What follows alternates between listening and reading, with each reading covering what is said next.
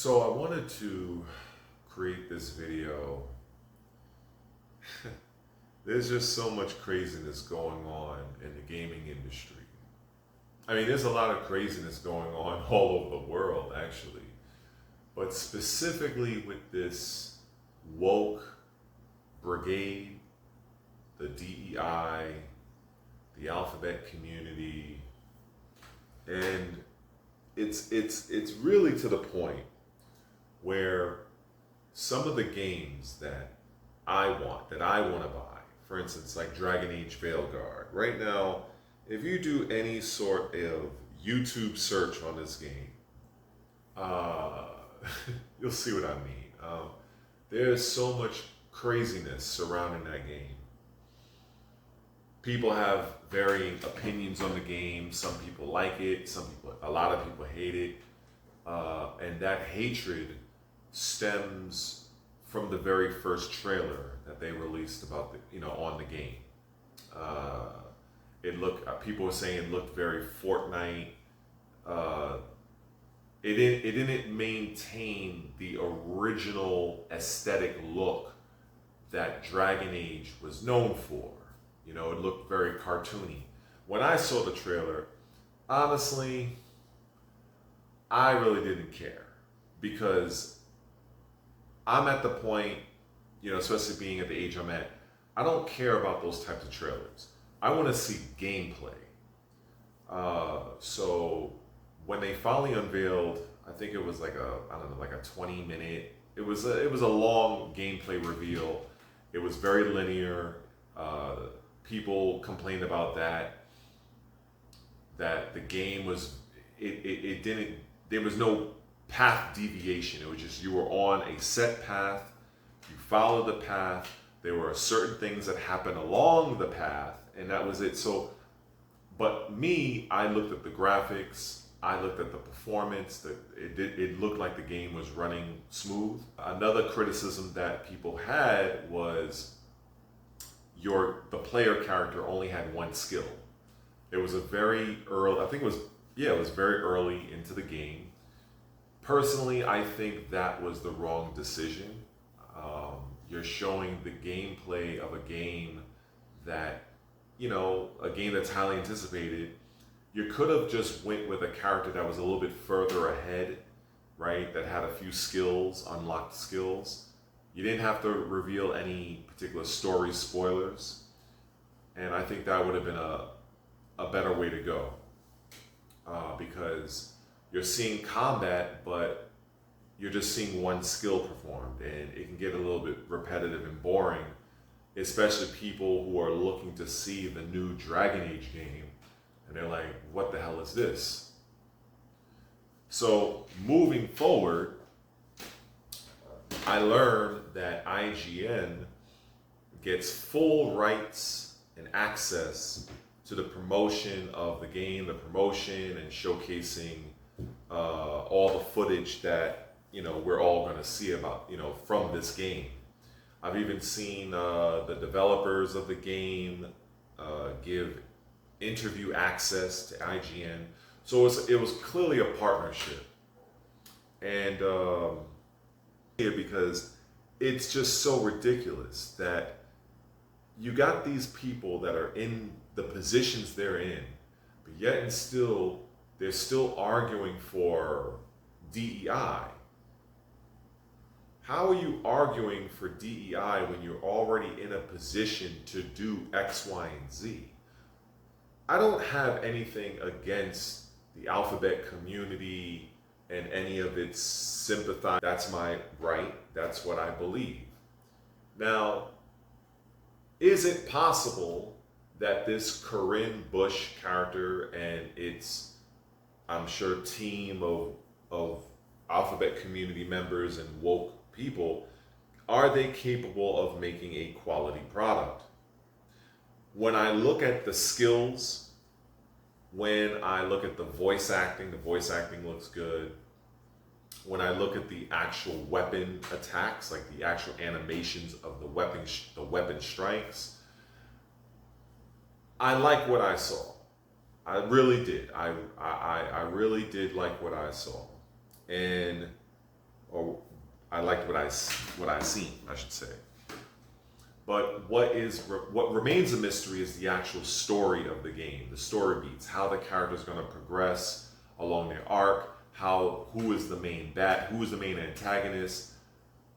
Are the choices you make in the game, are they going to be reflective in the world? That's the thing that's just largely unknown.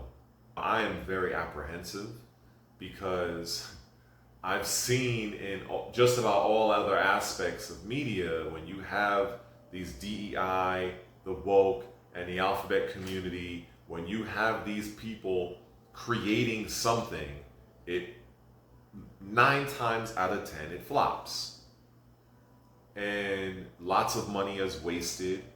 So I'm very concerned about Dragon Age Veilguard, because it's not lost on me, being a player of that franchise from the very beginning, Dragon Age Origins, that there were some queer nonsense in the game, right? Like in that game, for those that don't know, you had, certain characters that you can engage in relations with of the same sex. You had those options. And it was what it was, options. When I played the game, I played it literally as a normal, functioning, heterosexual man. And then when they came out with this other game, my memories of Dragon Age 2 is a little bit, I just remember people hated the combat. But Dragon Age Inquisition, you had a character, I think his name was Sten. I actually forgot about that character. I know the character Zevran. If you don't know Dragon Age Inquisition, these names won't matter to you, but I'm illustrating a point here. And you had a character named Dorian. I remember him. He was a wizard. Once I learned that this guy was basically gay, I left him off my party. I know there were other wizards. You had the black woman. I forgot what her name was, but I know you couldn't. I think her name was Francine. It was like a French name, Francesca. Anyway, I forgot her name, but I know that you couldn't romance her in the game. She was very standoffish, very attractive, but you couldn't do nothing with her. Clearly a gameplay decision.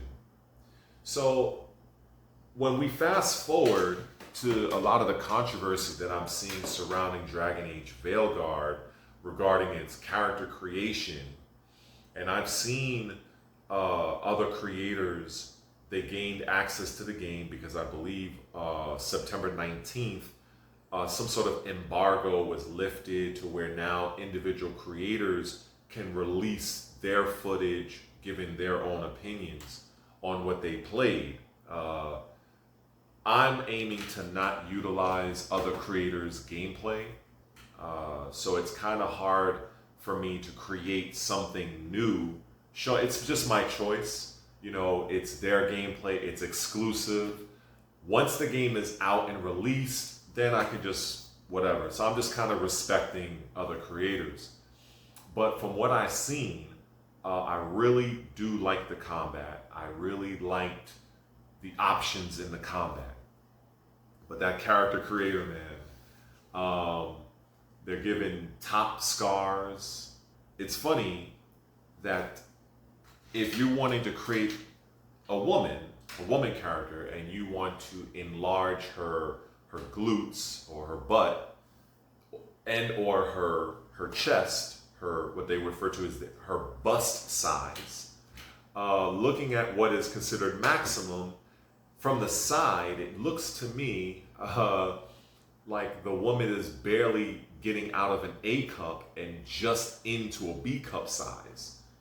And the booty,